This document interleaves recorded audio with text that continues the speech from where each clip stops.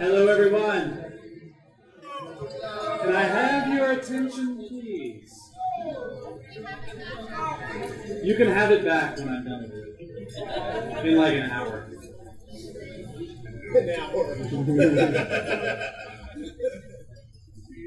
Can everybody hear me okay? All right. Hello, everybody. I am Erik, the publisher at Paizo Publishing, and I wanted to thank you all for coming and welcome you to the PaizoCon 2014 Preview Banquet.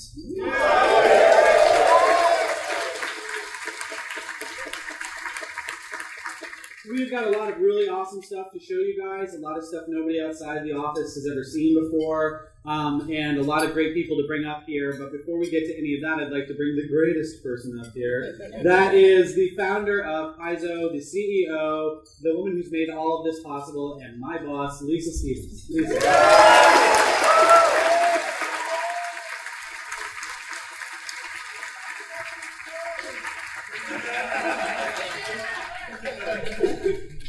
Checks in the mail. Welcome to PaizoCon. It's amazing to see this thing grow every year. Just can't believe we started with, 40, 50 people 6 years ago. And crazy times. Next year we move over, we're going to move to Memorial Day weekend, go to 4 days. Should be exciting. Friday, Saturday, Sunday, Monday. Memorial Day weekend. So, yeah, something to look forward to. We'll see where this crazy thing takes us. So, when I was thinking about PaizoCon, and of course, on my mind I had our guest, our gaming guest of honor, Frank Menser. And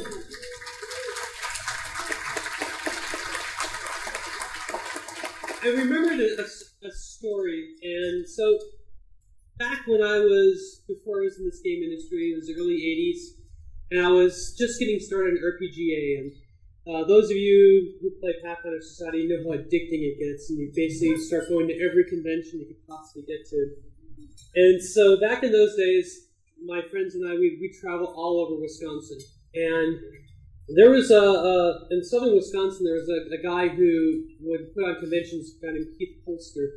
And Keith would run a lot of little conventions, and he had a lot of connections to TSR. So if you went to any of Polster cons, we used to call them, you would end up running into a lot of the people whose names you saw in Dragon and Dungeon.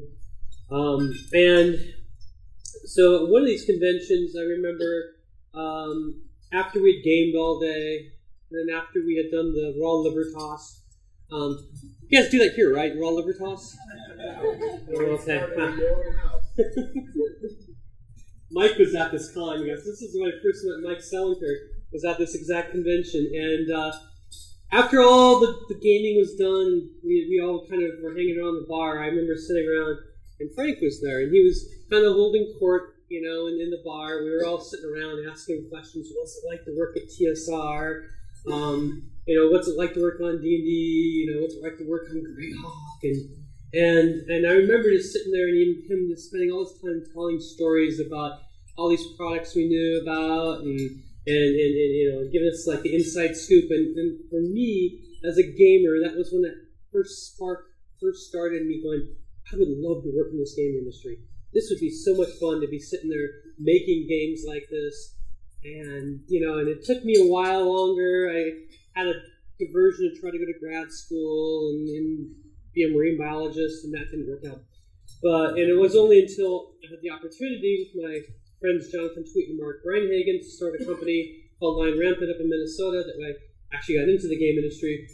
But it was talking to Frank that kind of got that first little spark and that first desire, and led me to writing articles for Polyhedron magazine and eventually Dragon, and then finally getting into the game industry. So, Frank, thank you for sparking my whole career.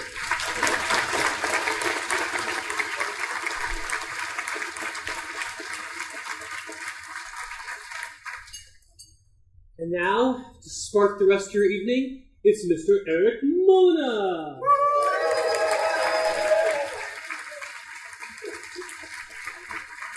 Thank you, Lisa, and thank you, Frank. One of the great things about PaizoCon is getting to see all of you guys playing the games. But one of the things for me that I always find really gratifying and exciting about PaizoCon is it's an opportunity to see my fellow colleagues on the Paizo staff getting a chance to throw dice and play some games. I often say, although sometimes not too loudly when my direct reports are on deadline, that one of my most important rules is you can't be too busy making Pathfinder to play Pathfinder. And in the last couple of months, we've really put that one to the test. Our staff has been working crazy hours trying to make awesome Pathfinder stuff for you guys, both for this show and for the summer convention stuff. And I just give a huge round of applause to them and a thank you for all the hard work they do, but we can have you guys give them a round of applause as well. I'd like to recognize the members of the Paizo staff team by team. And when I call out your team's name, guys, if you could stand up, just so people can kind of put a face to a name and get a sense of who some of the Paizo people are. We'll lead off with the adventure card game team of Vic Wirtz, Brian Campbell, and Tannis O'Connor.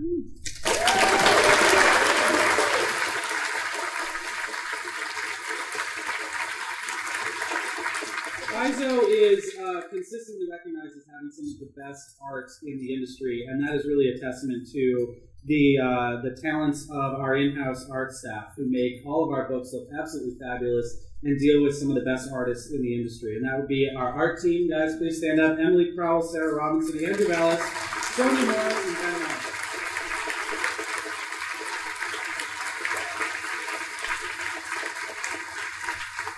Our customer service team is developed quite a reputation because they are absolutely fantastic. These guys work tirelessly. If the customer service team could stand up for a well-deserved round of applause, I'd really appreciate that. That is Erik Keith, Katina Matheson, Shariah Kemp, and Sarah Marie. And there he is, Valoros. And now I'd like to introduce the reason for 60% of the customer service calls, the design team. Just kidding. Designers, please stand up. Jason Bulmahn, Owen Casey Stevens, Mark Cypher, Stephen Ryan McFarland. Our developers are you know them because they're always at work. Please stand up. Mark Moreland, Adam Daigle, Jessica Price, John Compton, Editor-in-Chief F. Wesley Schneider, Rob McCurry, Patrick Rennie, James Jacobs, and Logan Bond. Our hardworking editors are Ryan Macklin, Judy Bauer, Chris Carey, and James Sutter. Guys,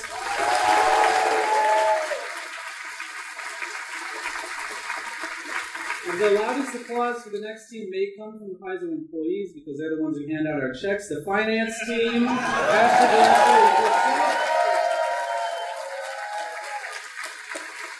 my man in licensing, Mr. Mike Kenway.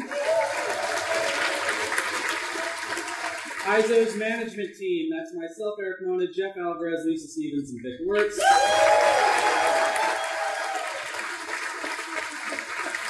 Our marketing director, Jenny Bendel.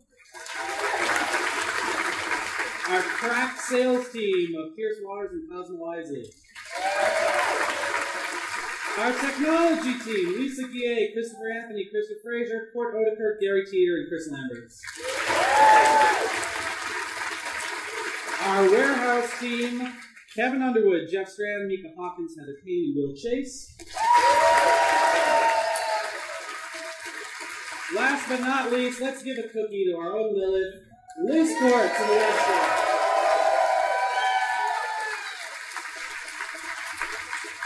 Thank you all for your kind applause. I'd also like to take a moment to recognize our two guests of honor, our gaming guests of honor and our artist guests of honor, Mr. Frank Menser and Jesper Eising. I hope you, round of applause. I hope you've had a chance to listen to some of Frank's stories. I truly believe he's not just one of the greatest storytellers that this business has, but one of the best storytellers that I know and have ever met. And Jesper's been very great with advice for artists and information about his process as well. You can see him in the store, and Frank is very fond of saying, just come up to him in the hallway and ask him anything. So you can come up to Frank in the hallway and literally ask him anything. Also, we've got a couple of other special guests that I really wanted to acknowledge. That would be Mike Selinker, the lead designer of Pathfinder Adventure Card Game. and Ryan Dancey, the CEO of Goblin Works and Pathfinder Online Project. We'll be hearing from both of those gentlemen a little bit later. I'd also like to recognize some of our attending partners from Cheap Ass, from Goblin Works, from Zombie Sky Press, from Sirenscape, from Fire Mountain Games, from Kobold, from No Direction Podcast, from Reaper, from Hero Lab, from Lewis Porter Design, from Lone Wolf Development, and from Wayfinder, and from other people who are no doubt not published like Legendary Games. Mr. Jason here wants me to say Legendary Games. Okay, thanks everybody.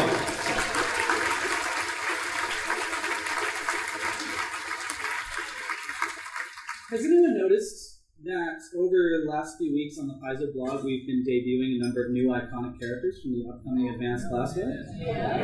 Has anyone seen grainy internet photographs of sales presentations with the entire lineup? Well, now it's your turn to make your own grainy cell phone pictures. And to introduce our 2014 key releases, we have the 10 new iconic characters from the Pathfinder role-playing game, and their evil leader, the bearer of the gauntlets, Mr. Jason Bulmahn. Jason, why don't you come and take us through our coloration?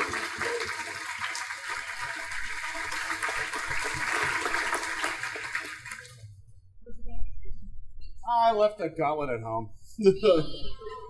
I left the gauntlet at home to prevent Steven from stealing it from me and punching me in the face.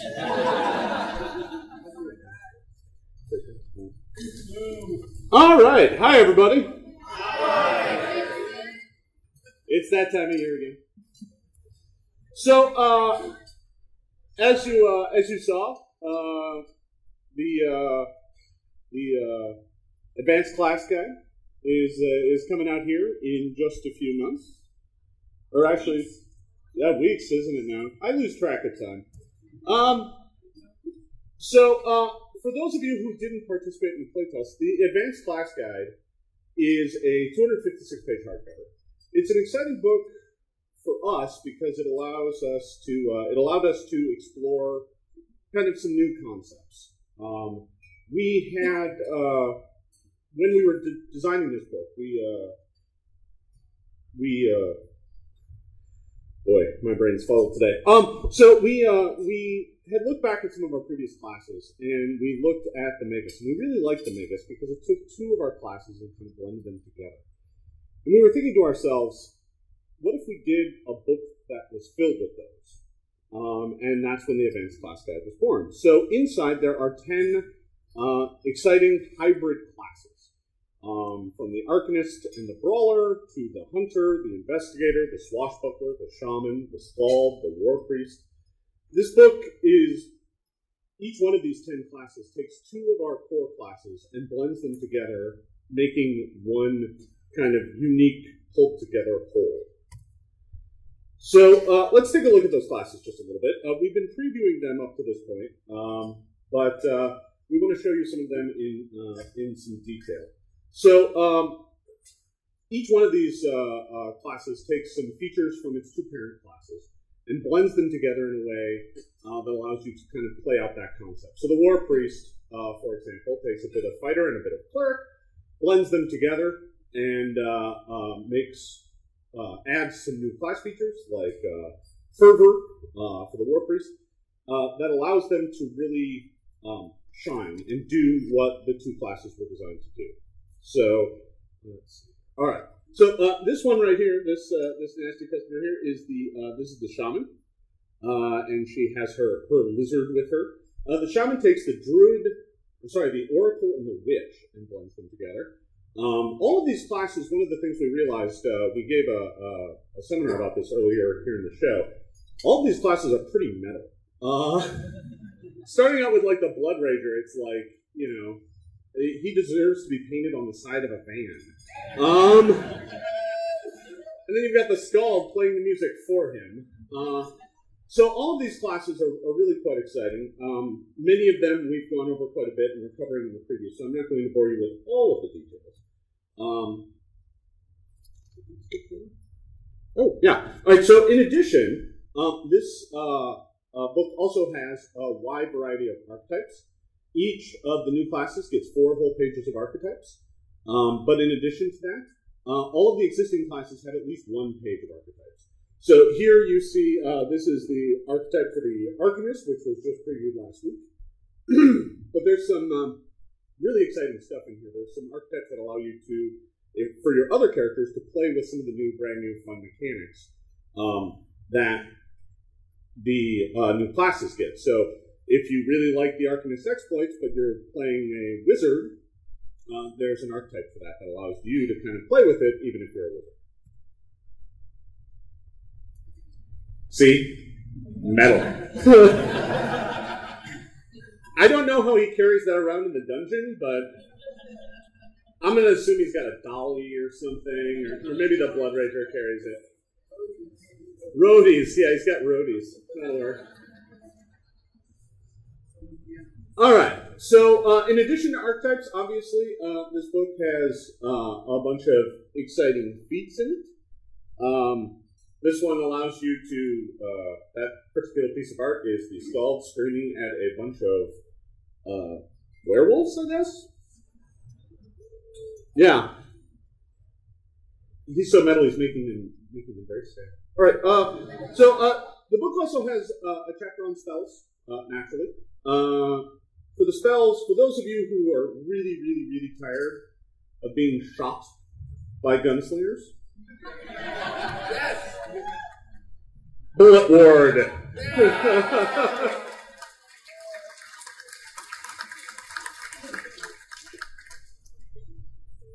Yeah, take that. All right.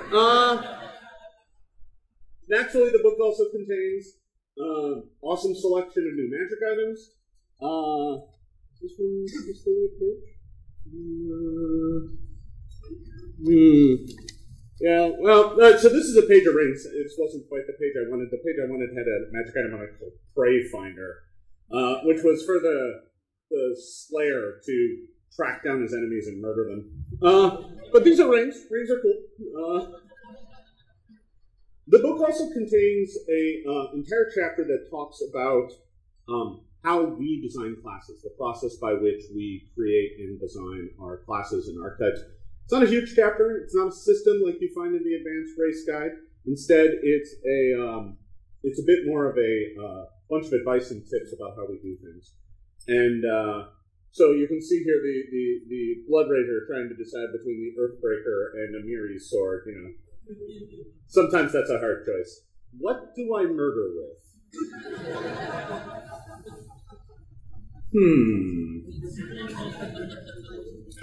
Both dual wield. Yeah, well, yeah, you dual wield those. That's obvious. All right.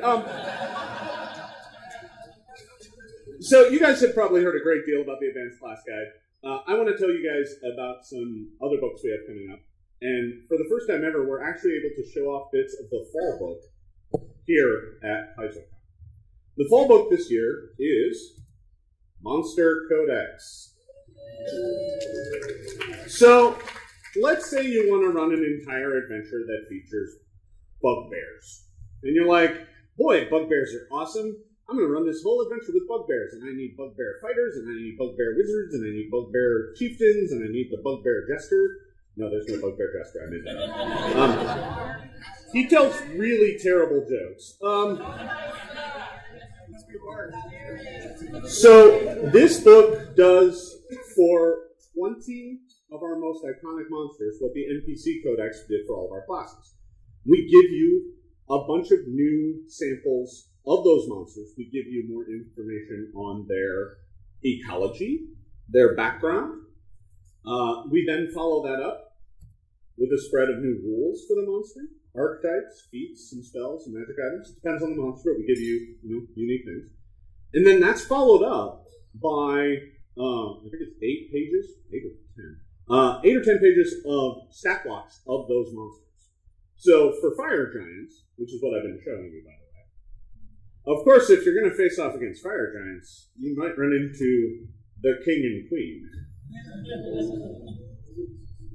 Do not mess with these two. So the entire book is filled with these sorts of exciting sections. There's 20 of them in total. I'm going to take you guys through some of the art for some of the other sections, just to give you a taste of what else is in the book. Then some hobgoblins.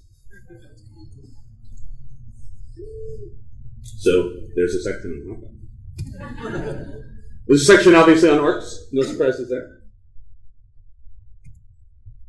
Gnolls. I really love the Lamlar armor on this guy. He's ready for business. Surprise of surprises. Goblins. I particularly enjoyed the frog talker here. Hey, how's it going? Alright, I promise I'll never do a frog imitation again. Alright. Remember that those bugbears? Yeah, instead of a jester, how about the bugbear flesh club? It is not hard. No, it's that buffer is still going on over there. Drop. Yeah, you can't go wrong with that. Yeah. So, in addition, that about wraps up Monster Codex. Monster Codex should be out in late October, I believe, if all goes according to plan. This exciting, I think it's 256-page book, will be coming out to you guys through stores and retailers and your subscriptions later this year. Now, earlier this year, we had a book on our schedule called The Strategy Guide. This book is designed to help the new player at your table. We had to push it back. It's a hard book to make. We wanted to make sure we did it right. So we moved it back. It should come out late this year. And the strategy guide is really there to be the book you hand the new person at the table instead of having to have someone sit next to them and tell them everything they need to do. So, I mean, we all have that. We all, when you come in, you're new, you don't know stuff, and throwing a, 500-page core rulebook at them and going, it's easy, just read that. Can be a bit intimidating, right? It's easy. So the strategy guide is really there to be kind of your guidebook to the core rulebook. It walks you through how to make a character. It walks you through how combat works. It introduces and familiarizes you with a lot of the terms of the game. That way, when you're sitting at a table with everybody else, you at least get it. You can understand what everybody's saying. It's not like some weird alien language to you, which is kind of, what it is when we sit around. I get a big armor class and then I attack and make a saving throw. And people will just glaze over. But this book is really here to help you kind of get through that barrier and understand the game. So that's the strategy guide. Comes out later this year. Last but not least. That did not go right. All right. And coming in 2015. That was far fancier than I thought it was in the initial. I was just like, why is that not working? Yeah. Yeah, no, good luck. So, next spring, we are releasing a book. Shock of shocks!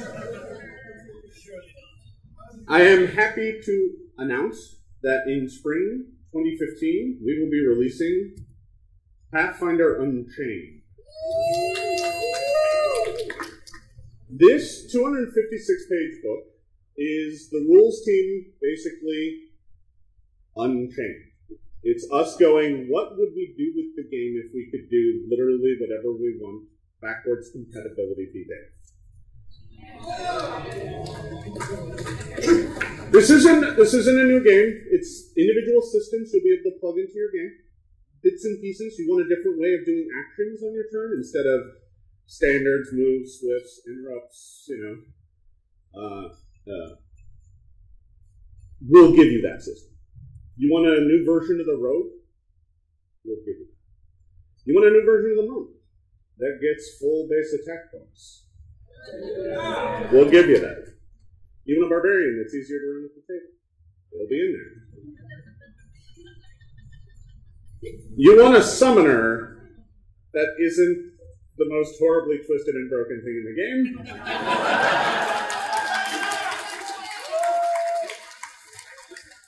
Yeah, I said it. It'll be an Unchained. There's also going to be a fun, exciting new system for creating monsters. Do that easy and on the fly. There's going to be an exciting new representation of how magic items work in your game. This book is really just kind of a playground for us. Much of it will be optional. You'll be able to take little bits of it and put it in your game however you want. You can use parts or all of it for an entirely different experience. So that book is scheduled to come out in spring next year. That'll be Pathfinder Unchained. And now, my section is done. And for a man with the most delicious blood in gaming, it's a long story, is Mike Selinker. Thank you, everybody.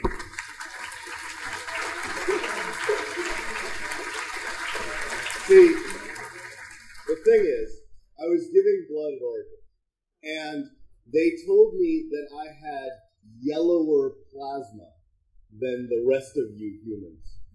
And this means that my blood could be distributed to more people than average folks. So I have super blood. Like each of you, your component elements are worth like $4.95. I'm like $6.50 and change. So that's what Jason was talking about. Hi, I'm Mike Selinker. I wrote a card game, and I hope you like it. Before I get into that, I want to echo something that Lisa said. None of us are here without Frank. Lisa and I showed up to the same Young Writers Workshop when we were young writers, and Frank taught us how to be like good and stuff. So I would strongly encourage you, if you haven't met Frank, to lavish him with praise, because it is vastly well deserved. So we had a pretty good year. We wrote a little card game, and we were hoping that some people would enjoy it. We brought a few copies to Gen Con. We bought a semi-trailer of copies to Gen Con, and they were gone in 4 hours. And we have not looked back since. We have been spending every day on the Paizo forums and Board Game Geek and so forth, receiving an amazing amount of feedback, amazing amount of praise.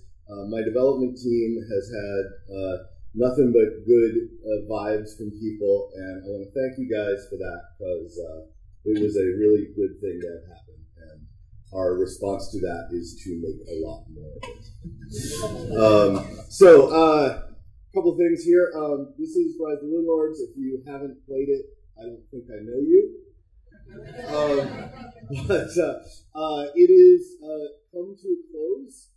We released the last set just a couple of weeks ago, and it was a real epic to work on.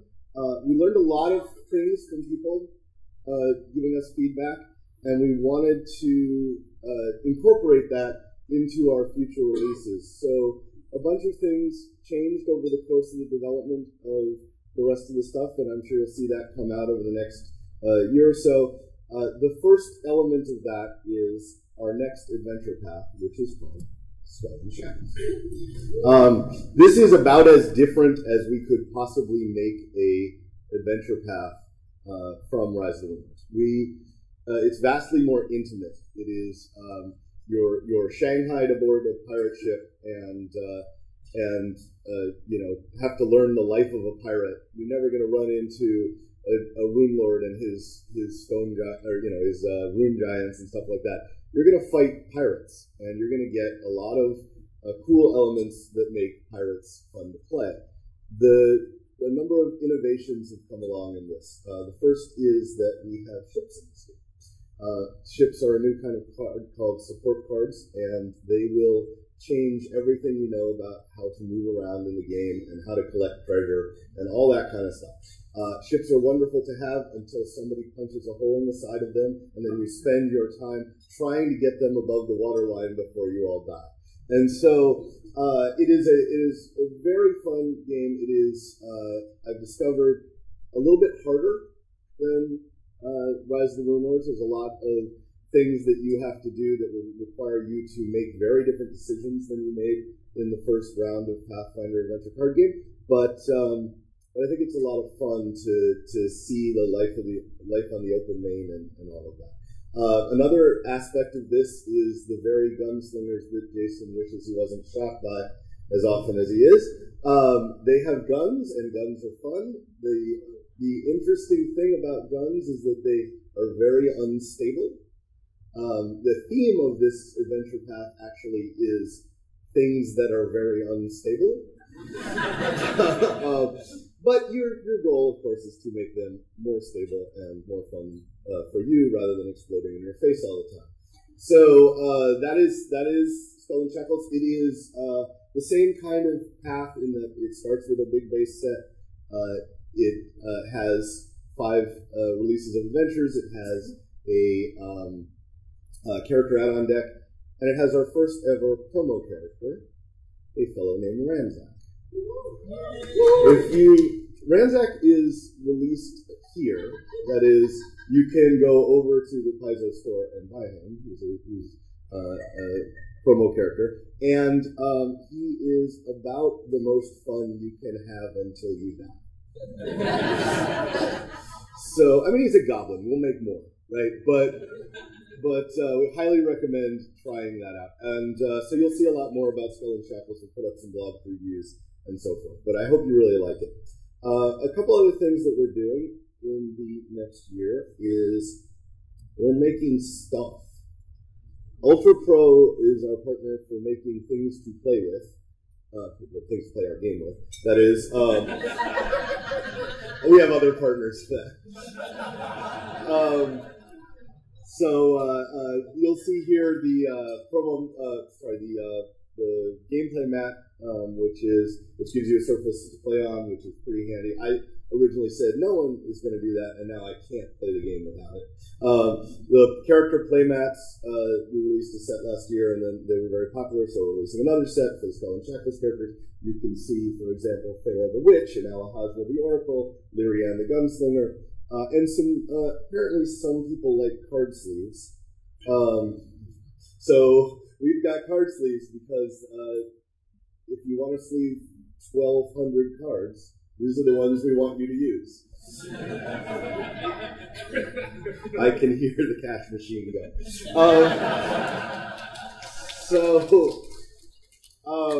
So yeah, lots of cool stuff. More than that, actually, but that's what we can talk about now. And that's about it, except for the revelation of the next adventure. So, yeah. Paizo was kind enough to open up its vaults and basically say, we have all these awesome stories. What do you want to tell? What story do you want to tell? And we looked at all of them, and there's some great ones in there. There's ones about undead, and there's ones about Egyptian characters and all that, and that all sounded really good. And then we saw Wrath of the Righteous. Yeah! So, okay.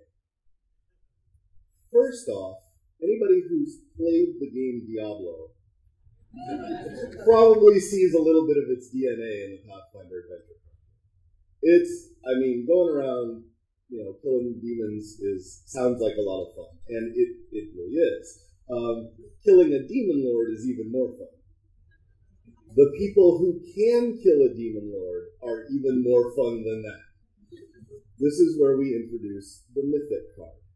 This is where we introduce, gaining crazy amounts of power and cards that require checks of 50, then 50 to beat, and things like that.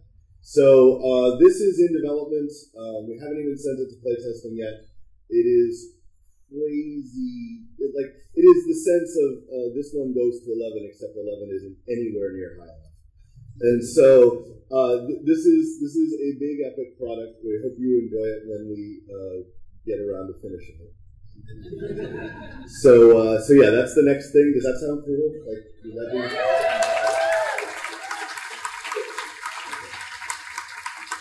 We'll notch that up as a positive decision.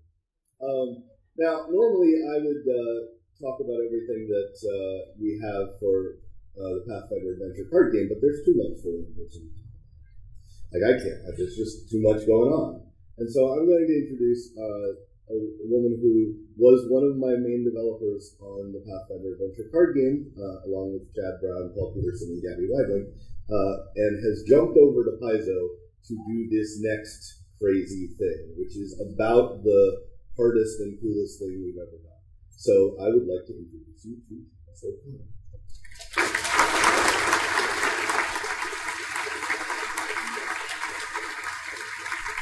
Hi everybody, thanks.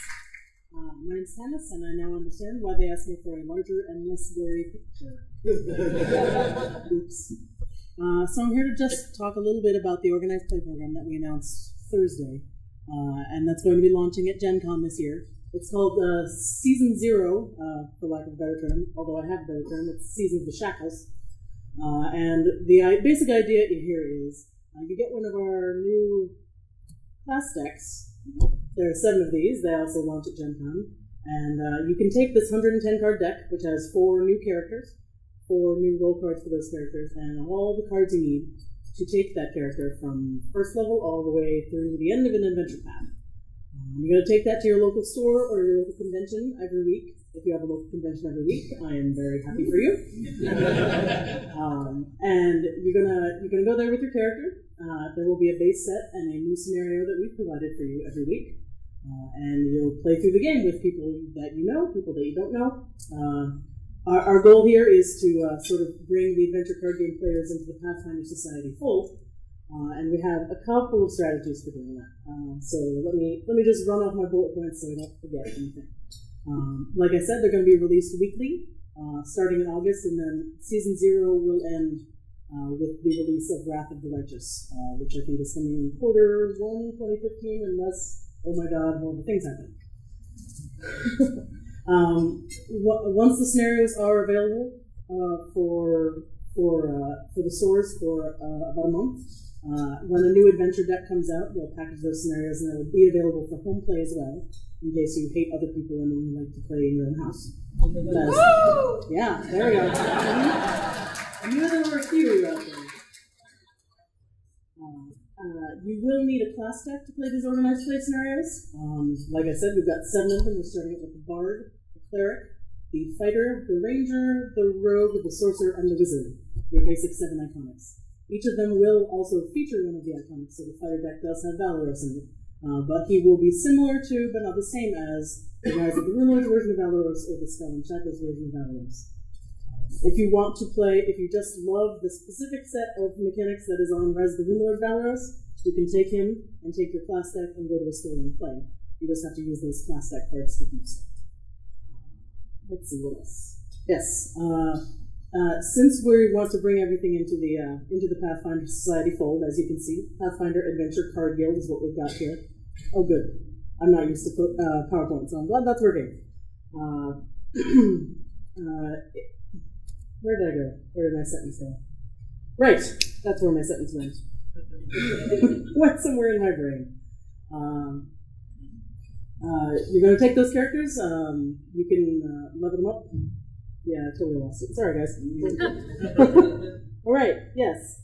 This is an experimental season, Season 0. We're going to be trying a bunch of interesting and weird things in those scenario downloads. So if you like the adventure card game, I do recommend coming in and checking them out. Furthermore, if you're a Pathfinder Society role player and you haven't played the card game, maybe you're interested in trying it out, maybe you're not. Secondary rewards for these Adventure Card Guild scenarios might feature some goodies for your Pathfinder Society characters. So those of you who are interested might want to come and check out our Skull and Shackles demo, which is running down the hall a little bit after the banquet and then again tomorrow morning. Like I said, this is going to launch at Gen Con. It's going to be at your friendly local game stores the same day, so if for some reason you don't want to join us in Indianapolis in August, you can probably head over to your local game store and find a game. If you are interested in helping us run this crazy experiment, and I hope you are, please come talk to me or Mike Brock. You can reach us via the forums, by email, or here in person at the show.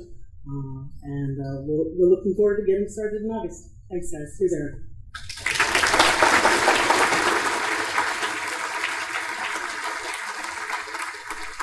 Thank you, Tannis. It's going to be really exciting to introduce a new sort of persistent character tournament for the card game. We've had so much success with the RPG and we're looking just to expand that. One of the things that's kind of exciting about being the publisher at Paizo is I pretty much get to decide what products we do. And so just by way of a late-breaking update, given the quality of Jason's frog impression, I have just decided to put Gripply of Valerian on the schedule for next year. So thank you, Jason, for that flame of inspiration. It's much appreciated. On a serious note, I'd like to kind of bring the level of the room down a little bit, and we lost some important people this year. Here at PaizoCon, a number of characters have been killed. If you are a player of one such character, could you please raise your hand? I'm actually a little disappointed there's not more people raising their hands.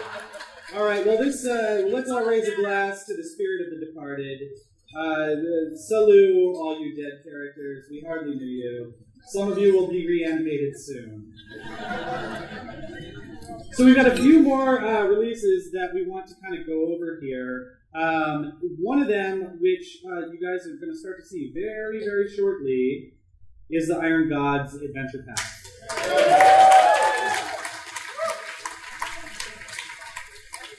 I think James Jacobs started suggesting we do this adventure path in like 2008 or something like that. So every year when I've been saying, okay, James, we just launched Pathfinder, Rise of the Rune Lord's been tremendously successful. People just love revisiting goblins and giants and ogres, and man, we got our fantasy mojo. What adventure path should we do? And he's like, laser guns, aliens. I'm like, yeah, I don't know, man. How about we do something else? And then we do something else, and then the next year it'd be like, wow, we just did this great political intrigue adventure path, and we did the Arabian Nights type thing. What should we do next? And he's like, laser guns! I want to do laser guns! And I was like, oh, man, I don't know. And so I can only say no to James Jacobs like 17 times before I have to capitulate. And really, I'm glad I did, because the Iron Gods Adventure Path is looking absolutely fantastic. We got our favorite artist, our second favorite artist after Jesper Eidson, of course, Wayne Reynolds, to do the art. And he's really knocked it out of the park. Here we have the first issue, which debuts in August. And every one of these things that hits my desk has got some absolutely cackle-worthy new weapon or monster or something. What I've found, just from a creative perspective, is that when I kind of let the guys be totally unshackled, some of the stuff they come up with is just mind-blowing. So I really hope that you guys get a chance to check out Iron Gods. I will say, even though it is all science fiction, there's enough fantasy elements to it that I think you guys will feel at home, and it's going to feel like a really exciting experiment. So Iron Gods is going to be great. So I encourage you to check that out. But let's talk about the adventure path after Iron Gods. It's going to be called Giant Slayer. Now, this is a temporary logo here with a little homage to our favorite speed metal band. My second favorite speed metal band. And anyway, so basically this is going to be straight up fantasy. This is going to be Rob McCreary, something he's wanted to manage for a long time, is this giant adventure path. We're going to be heading off to the hold of Belkson. We're going to be killing giants. We're going to be doing a bunch of other awesome stuff. I can't tell you much more about this because I will be killed. And what I've been encouraged to do is encourage all of you who are interested to attend tomorrow's Pathfinder Adventure Path seminar, where James and Rob and the Adventure Path team will go over in frightening detail every single element of the as yet to be written Giant Slayer Adventure Path. So spare them no questions. They will be happy to answer anything you might want to know. Addition to some of the stuff we've produced, I want to take a moment to talk about some of the products that some of our partners have put out, or are going to put out. Steve Jackson Games did Pathfinder, Munchkin Pathfinder this year, and last year, and this year. And this upcoming year, they're going to be doing a deluxe edition of that game. So do look for that. That's going to be in a big box, and there's lots of cool stuff. Our pals over at Campaign Coins have moved on from just doing coins. They are producing this beautiful Sihedron medallion. This is from the Rise of the Rune Lord's Adventure Path. and this will be coming out very soon, I believe this fall, or this later this summer is when we're trying to have this. So that thing is meaty, man. It's like, you know that thing that Nazi burns into his hand and then it's basically that size. So I wish I had it. I could just scream as I held it up. I highly encourage you guys to get your very own Sihedron medallion. It may or may not make you more susceptible to certain charm compulsion effects. I'd like to talk a little bit about our partnership with Sirenscape.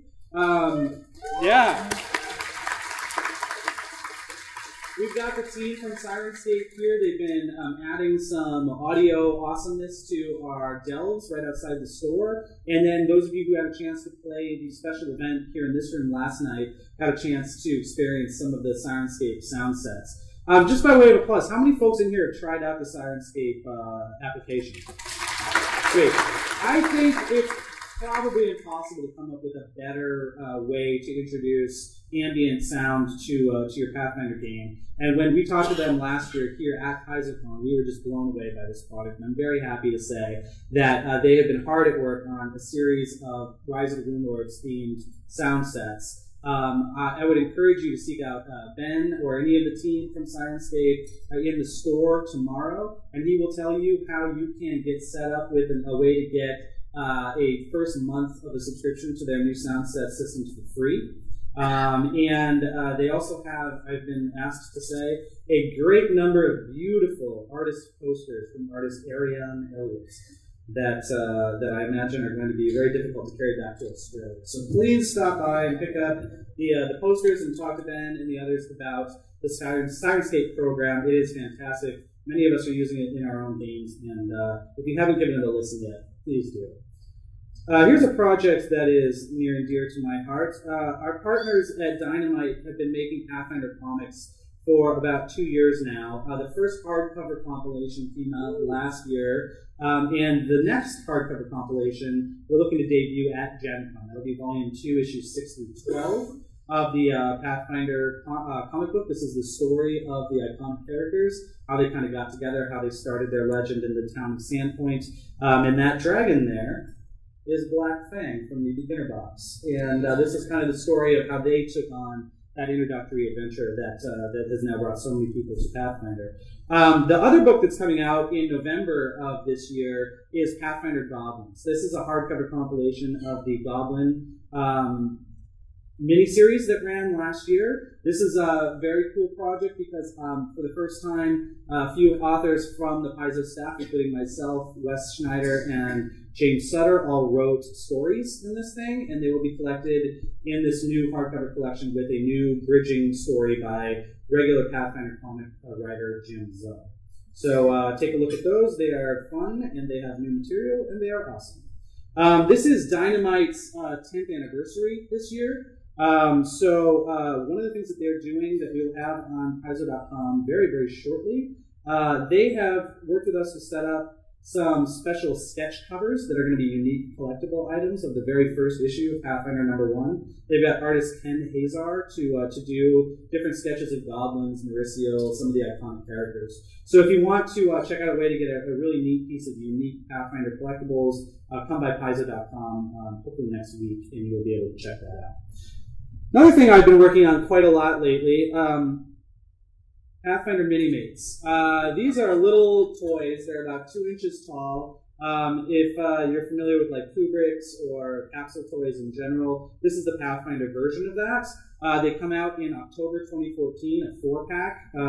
It's a 4-pack's $19.99. It comes with Mauricio, Valeros, Karst, and a Goblin. The great thing about Mini-Mates is all of their pieces are totally interchangeable. So if you want to like give Valeros like Mauricio's cool hair and ears, like if that's been your lifelong dream, I am the guy to make that happen. So the iconic heroes are coming out in October. It doesn't just stop at Pathfinder. If you want to give like Karst like Batman's face mask, you can do that too. We will not supply Batman, but you can find those out there in comic shops. So there's bad news and good news here when it comes to mini mates. We've been working with the company that makes these Diamond Select toys for over probably 2 years trying to get these things set up, and finally they're going to come out. So I was like, great, so we can have them out at Gen Con, right? And they're like, no, of course not. So maybe if we had 3 years to work on it. So because we can't have these out in October, and because I was so excited about having these mini mates at Gen Con, I've actually worked with Diamond Select Toys, and we will be releasing a preview series of 12 figures that are going to be released just at Gen Con, even before the main figures come out. These are not going to be available through normal retail channels. We'll have them at Gen Con. We'll be holding back several hundred of each figure for sale on Paizo.com as well. These are figures like the Cultist of Razmir is one of them. Everybody's favorite Lamia Matriarch Zanesha, killer of more Pathfinder player characters than Mike Brock and Jason Bulmahn combined. And we're also going to have 4 special Goblin figures. We'll have one of them will be available with purchase at the Paizo booth. One of them will, then that will be a preview of this Goblin you see in front of you. We'll also have our old friend from last year's miniature, Concrud the Goblin, and he will be available in the Pathfinder Society room, where there probably is already going to be a lot of Concrud, and that will be, you'll be able to win him with the coins if you roll particularly well. And then 2 other ones. We partnered with a bar in Indianapolis called Scotty's. I've seen many of you wearing the Scotty's Dog Slicer Ale t-shirt here even today. We will have a special Dog Slicer Ale Goblin mini-mates that you'll be able to get at Scotty's. And we've also partnered with Steve Jackson Games, who run a Munchkin Tavern at another bar in town called Tavern, it's at the South or something. We'll do a better job announcing that one later. But anyway, that is a Munchkin Pathfinder Goblin with a super John Kovalik looking face, and it's hilarious. So anyway, 12 new mini-mates at Gen Con. I hope that you guys check them out because we put a lot of work into them, and they are awesome. Speaking of awesome, let's talk about Pathfinder Battles pre-painted miniatures. We have been long at work on the new set, which is called The Lost Coast. This is coming out in November of this year. We just got out of doing Reign of Winter, which was awesome, and I had such oddball creatures as World War I Russian soldiers and Gregory Rasputin and some other weird stuff. And so this one is kind of a more like fastball right down the plate of straight fantasy. So I wanted to show you some of the creatures from the Lost Coast. They take their inspiration from the Lost Coast region of Galicia, where Rise of the Rune Lords and Curse of the Crimson Throne and several of our other adventure paths and adventures have taken place. And so here we have a giant frilled lizard and the large green dragon. One of the things having a theme of a region as opposed to an adventure path does is it does allow me to sneak in some figures from adventure paths that happen to have taken place in that region. So here we have some ones that we didn't get a chance to do in the Rise of the Rune Lords adventure path. We have Justice Ironbriar, my favorite fat miniature since the old City Guard in the Liberation of Prince Thorgrim that we did in the first year in Metal, is Lord Mayor Groberos. And then Broder Twink, the Scholar. These are great figures. How many people have been with Pathfinder Battle since Spears and Monsters, the first set? Do you guys remember the troll in that set? Do you guys remember how it kind of sucked and was underwhelming? I do, and it's been haunting me for like 3 years. So I made a new one who actually looks like a troll is supposed to look. We've done a lot of ogres, but man, look at Malgus Krieg. That guy is so rad, I could not resist putting him in. So, let's look at something no one has seen before. And that is the giant case incentive from the Lost Coast. This is the limited edition figure that you get if you buy a case. It's the Shemazian Demon. That thing is the biggest Pathfinder Battles miniature that we've done by height and by weight. I think that could be classified as a deadly weapon. Certainly on tables, it is a deadly weapon against your player characters, and I couldn't be happier than to provide Dave Masters with that. It is, yeah. Yes, it'll be retailing for $3,500. That's money well spent. Speaking of money well spent, I'd like to introduce our next speaker, Mr. Mike Brock of the Pathfinder Society. Mike, come on up.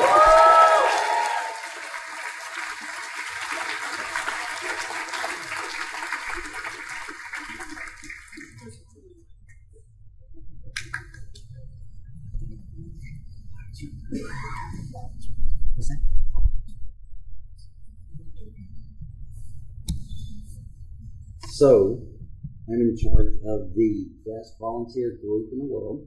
We have 370 volunteers worldwide. They spend thousands of dollars. Some of them work almost a full-time job just running Pathfinder Society. So I want to make sure that we recognize them first. If all the adventure officers in the room can stand up, please.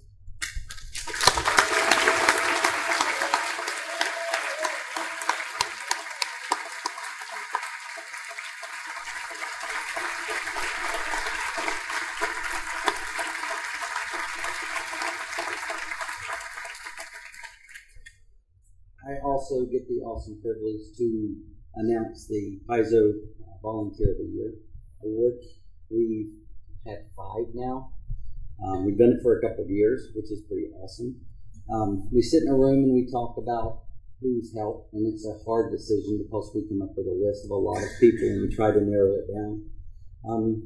And so we try to come up with the people that give the best face to Pathfinder and the public, who do an outstanding job, represent the company really well, and help to give people a great time. This year, we decided to have co-volunteers of the year. These 2 gentlemen are Campaign Service Award recipients. We give Campaign Service Award recipients for people that go above and beyond in Pathfinder Society. It could be for any number of reasons, whether it's to build cool terrain, or whether it's to a retirement home and did set up game days. It could be for any number of reasons. These gentlemen also oversaw 4 or 5 countries instead of just one small region. So in a couple of weeks, when I go to PaizoCon UK, I will be presenting the award personally to Rob Silk and Dave Harrison in the UK.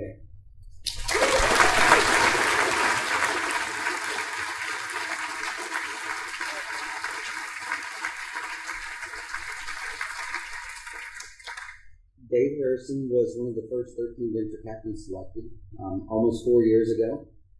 Every year since then, he's put in more than 1,000 hours a year.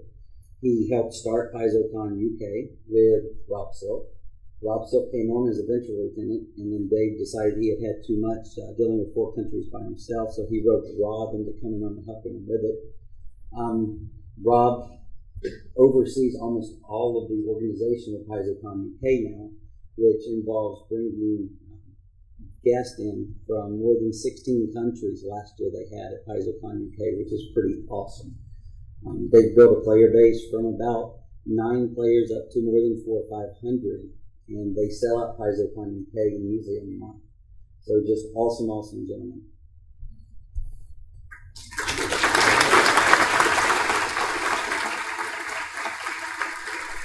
Thank you, Mike, and thank you, Dave and Rob.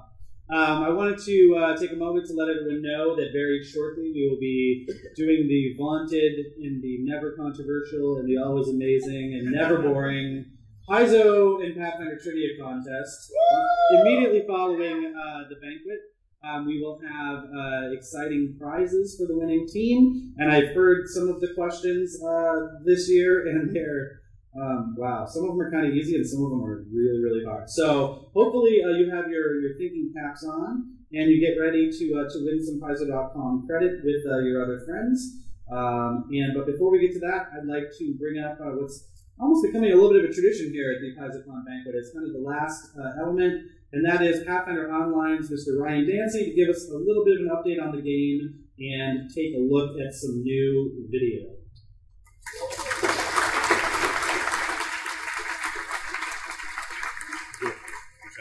Awesome. All right. So I have said before that I started playing Dungeons and Dragons when I was 12 years old. And I was 12 years old in 1983. That's the year that Frank Mintzer's version of Basic Dungeons and Dragons was published. So it's completely legitimate for me to say that the reason I'm standing here today is because Frank Mintzer wrote that product. So, Frank, thank you very much. It's been a lifetime of adventure.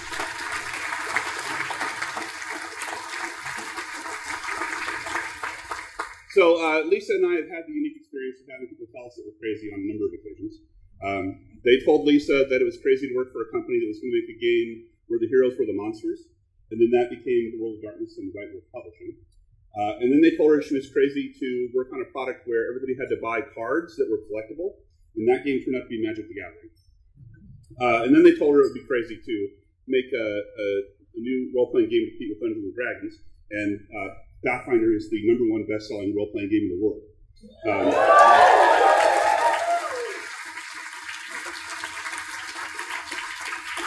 They told me it's a dumb idea to make the rules of Dungeons and Dragons free for everybody to use for all time, and that turned out to be the reason that Pathfinder is the #1 best-selling role-playing game in the world.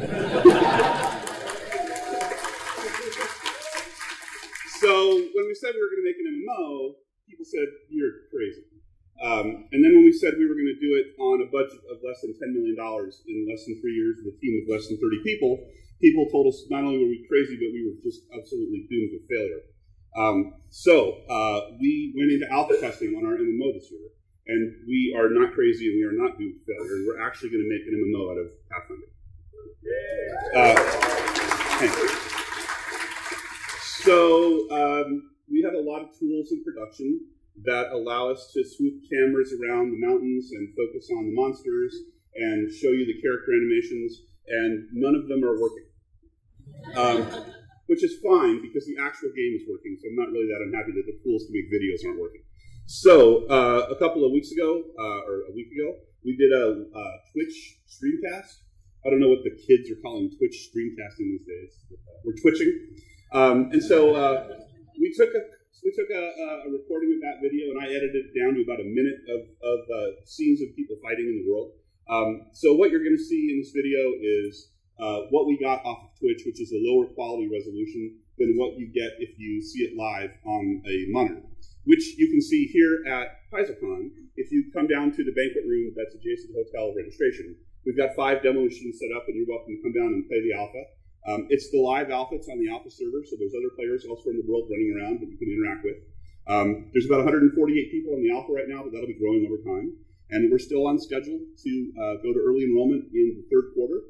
It was pointed out to me that July is in the 3rd quarter, at which point I lost my shit a little bit. So now I'm saying late in the 3rd quarter, but we are on schedule for the 3rd quarter. So we've migrated from the place that we were at, which is we were building tools and trying to get the basic technology to work, and now we're actually starting to tell stories. And the story of Pathfinder Online is the story of the Crusader Road. So this is going to begin with a little bit of exposition about what the Crusader Road is, and then you're going to see about a minute of real in-game footage. And I really encourage you all to come down and take a look at it. We'd love to see it.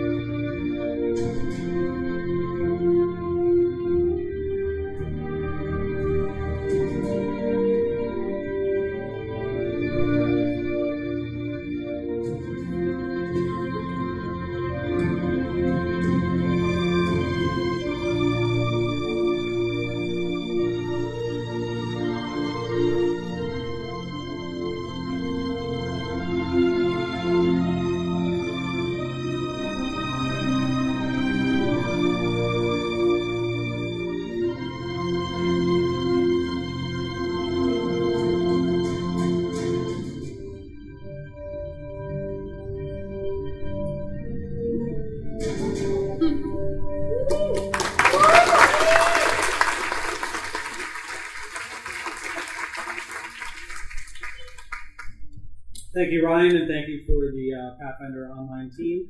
As he said, they'll be running games tomorrow in the little room off the restaurant, and we encourage all of you to come and check it out.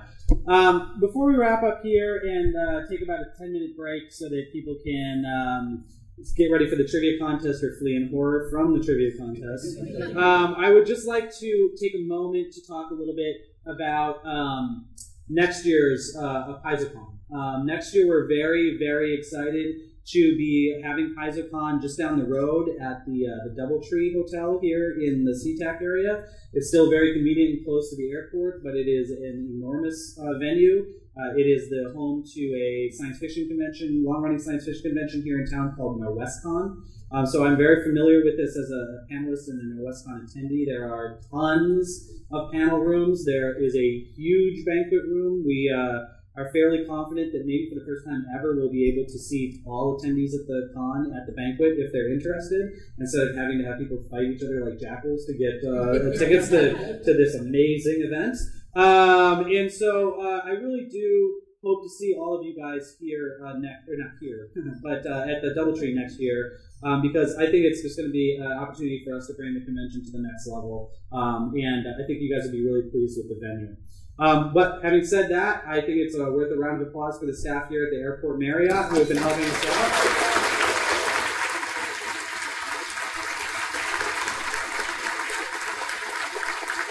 We love you, Airport Marriott. It's not you, it's us. We're just getting too big. And I just, before I relinquish the podium, I just wanted to say just a heartfelt thank you to all of you guys for coming here year after year, for maybe coming here for the first time, for supporting Pathfinder, and giving our little game a chance and continuing to kind of spread the word and evangelize it all around the country and all around the world. It's really gratifying for those of us who work on the game on a day-to-day basis to get an opportunity not just to see people laughing and smiling and enjoying the game, but to actually get a chance to play with you guys and throw dice and maybe take you out in a delve, or give you a sneak peek at something that we've been working on in our own campaigns and stuff like that. I love PaizoCon. It's fantastic to get to meet you guys every year, and I just thank you so much for coming. So with that having been said, I hope you are enjoying this convention as much as I am, and I will see y'all in the bar. Thank you for coming to PaizoCon